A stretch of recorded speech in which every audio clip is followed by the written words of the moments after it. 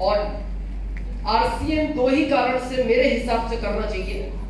लोगों को स्टेज चाहिए, ये अलग चीज है, पैसा चाहिए, मान सम्मान चाहिए। मेरा दो चीज पे फोकस था, पैसिव यानी रॉयल्टी और एक सुरक्षा। आज इस गेम को समझो, आपको बहुत समझ में आएगा ये गेम।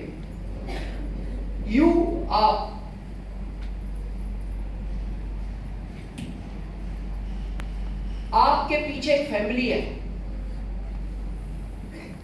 कितनी जिम्मेदारियां आज समझना। पत्नी, ये आपको पता है कितनी बड़ी जिम्मेदारी है आपके पास। हम एक बस ये सोचते हैं शादी होगी, बस चल रहा है, रोटियां बनानी है इनको, बच्चे बड़े करने हैं, खाना बनाना है, पालना है। आपके घर में, जिनके घर में बेटा बेटी भाई बहन है, वो लोग हाथ खड़ा करें। लगभग सभी में किसी भी चीज के लिए जितनी जिद आपका बेटा करता है, बेटी नहीं करती। कभी एहसास क्या इस चीज का? जितनी जिद बेटा करता है, बेटी नहीं करती। आपने सोचा है क्यों नहीं करती? जबकि आप दोनों को सेम प्यार करते हो। बेटा बोलता है मैं कोचिंग नहीं जाऊंगा, मेरे को साइकिल नहीं चाहिए, तो बेटी पता क्या बोलती है, पापा भैया को नई साइकिल दिला दो, भैया की पुरानी साइकिल मैं ले लूंगी। जबकि बेटी को साइकिल चाहिए थी नहीं, पर उसने मना कर दिया, आप भाई को नहीं दिला दो। बेटा बोलता है मैं स्कूल नहीं जाऊंगा, मेरा बैग पुराना हो गया। बेटी क्या बोलती है, मम्मी भैया को नया बैग दिला दो, भैया का पुराना बैग मैं ले लूंगी। आपने सोचा ऐसा क्यों होता है? आपने कभी विचार किया इन चीजों पे? उस बेटी को जिस दिन ये समझ आ जाती है, ये मेरा घर नहीं है, ये मेरे भाई का घर है, और मेरे भाई का अधिकार है मेरे पिता से मांगने का, और मेरा अधिकार है मेरे पति से मांगने का, इसलिए वो पिता से नहीं मांगती। और दुख पता है क्या है? जब वो पिता के घर थी तब उसने मांगा नहीं, और जब वो पति के घर पहुंची, पति उसको दिला नहीं पाया। आपको क्या लगता है ये जिम्मेदारी नहीं है आपके ऊपर? बहुत बड़ी जिम्मेदारी है। मैं एक लाइन में बताऊं पत्नी की जिम्मेदारी। पत्नी की आंख में आपकी वजह से कभी आंसू नहीं आना चाहिए। अगर आपकी किसी बात से उसकी आंख में आंसू, उसको कहने चाहिए, और आपने कह दिया मैं नहीं दिला सकता, अभी नहीं दिला सकता, और उसको दुख हुआ, तो फिर आप अपनी जिम्मेदारी नहीं निभा रहे। उसने कहा इस कॉलोनी में मेरा ऐसा बंगला होना चाहिए, और आप नहीं बनवा रहे, तो फिर आप अपनी जिम्मेदारियों से भाग रहे। ये बड़ी जिम्मेदारी है। दूसरी, जिन बच्चों को आप इस दुनिया में लाए, आप 3 पाल सकते थे, आपको 3 लाने थे, आप 4 पाल सकते, 4 लाने थे, आप 2 पाल सकते, 2 लाने थे, आप नहीं पाल सकते थे, आपको नहीं लाने थे। फिर आप ये नहीं कह सकते अब जमाना महंगाई का हो गया, मैं क्या करूं, इसकी फीस नहीं भरी जा रही है, अच्छे स्कूल में मैं पढ़ा नहीं सकता, मैं भी कितना कमाऊंगा। क्यों नहीं सोचा आपने? ये जिम्मेदारी आपकी बनती है, ये बहाने नहीं चलेंगे। अभी मेरे से बहुत लोग पूछते हैं, सर आपका एक ही बेटा है? मैंने कहा उस समय जॉब में था, मेरे को पता था ना भविष्य, मेरे को ये कोई पता था बाद में आरसीएम मिलेगा। अगर मेरे को पता होता आरसीएम मिलेगा तो वो एक कोई होता। पर मेरे को तो ये पता 2075 में इसको कैसे पालेंगे। ये तो बड़ा होके कहेगा तुम्हारी जिम्मेदारी थी क्यों लाए इस दुनिया में। बहुत बड़ी जिम्मेदारी है ये, बहुत सोचने का विषय।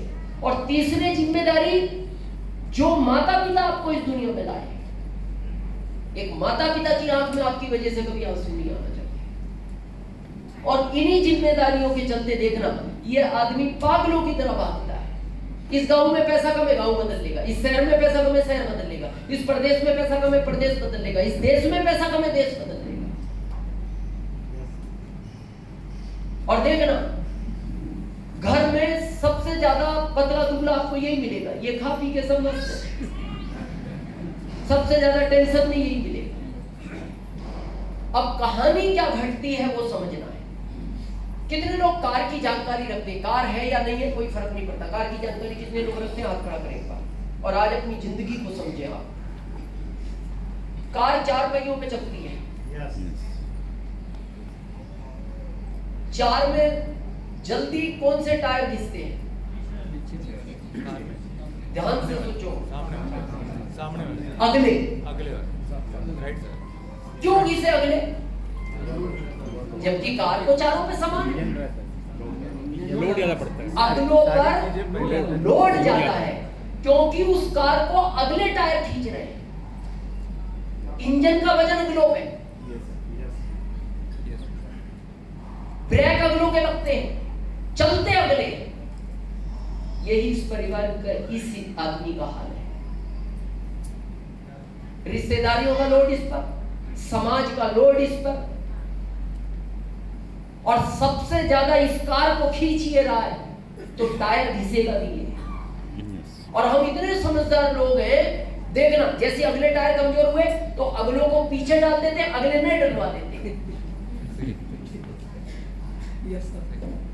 क्योंकि अगले टायर क्यों नहीं रखते। सोचा कि अगर कार 100 की स्पीड पे भाग रही है और अगला टायर फट गया तो कार पलटेगी और एक भी नहीं बचेगा। पर 100 की स्पीड पे कार है, पिछला टायर फटा तो कार पलटेगी नहीं, कार डिसबैलेंस हो सकती है, कार पलटेगी नहीं। तो इसलिए हम अगला टायर नया रखते हैं। आपने अपने बारे में क्यों नहीं सोचा?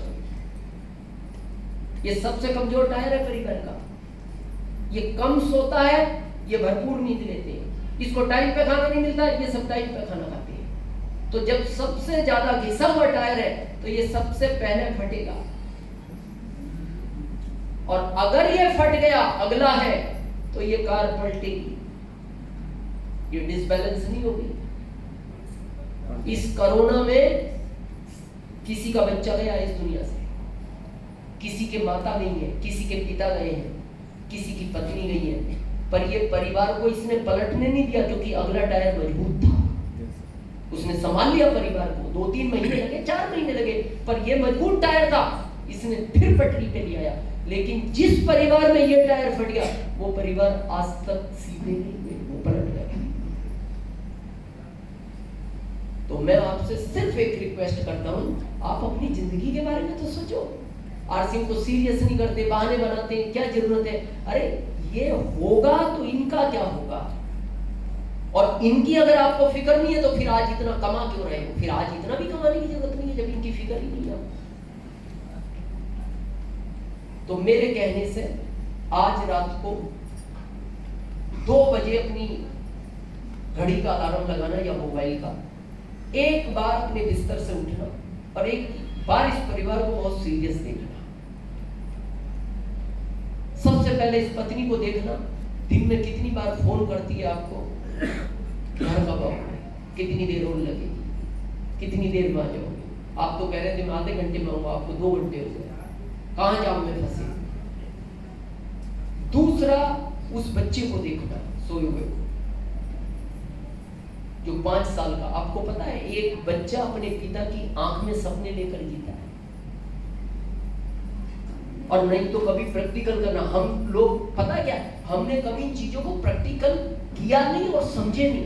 कभी आप देखना आपके 4 दोस्त अच्छी पर्सनालिटी वाले खड़े हो और आप भी पर्सनालिटी, आप भी खड़े हो, आपका घर से 5 साल का बच्चा निकले और इन 4 में से एक दोस्त कह रहे बेटा भूत, क्या करता है वो बच्चा? पापा के पैरों में छिप जाता है। किन पैरों में छिपा? 5 में, जो सबसे कमजोर पैर थे, जिनकी पर्सनालिटी अच्छी थी, उनमें नहीं गया वो। क्यों गया पापा के पैरों में? क्योंकि उस बच्चे को एक बात पता है, मेरे पापा से मजबूत आदमी इस दुनिया में दूसरा नहीं। यस।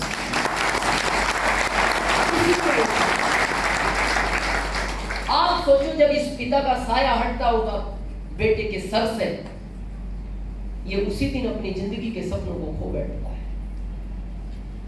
मेरे को मिलते हैं सफर में कई बच्चे ऐसे, कोटा जाते हैं जो पढ़ने के लिए, झारखंड बिहार से, कई बार मेरी मुलाकात होती है, जिनके पिता नहीं है, और वो एक ही बात बोलते हैं, सर अब मैं जी नहीं रहा, मैं जिंदगी सिर्फ बिता रहा हूं। क्योंकि जब मैं पढ़ रहा था तो किसी सब्जेक्ट में मेरे नंबर कम आते थे, तो मेरे पिता एक ही बात बोलते थे, बेटा हारना मत, मैं जिंदगी की हर रेस में तेरे को जीताऊंगा।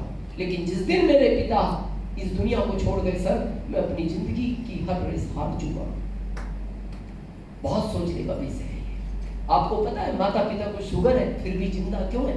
उनकी आंख का तारा है, उसको देख के वो खुश रहते हैं, उनको कोई फर्क नहीं पड़ता। लोग पूछते भी हैं इस एज में शुगर है फिर भी आप बोले मेरी जिंदगी का तारा है ना। जब वो घर आता है उसको देखता हूँ तो मैं अपना शुगर भूल जाता हूँ। तो प्लीज बस मीटिंग को यही एंड करके एक बार समझना इस परिवार के बारे में, और आपका दिल और आत्मा कहे कि मेरे बाद इस सिस्टम की मेरे परिवार को जरूरत है, तो आप इसको करना, कभी छोड़ना नहीं। और आपको लगे मेरे बाद इस सिस्टम की मेरे परिवार को जरूरत नहीं है, आप नहीं करना। आपने हम सबको सुना, इसके लिए हम आपके बहुत बहुत आभारी हैं। Thank you.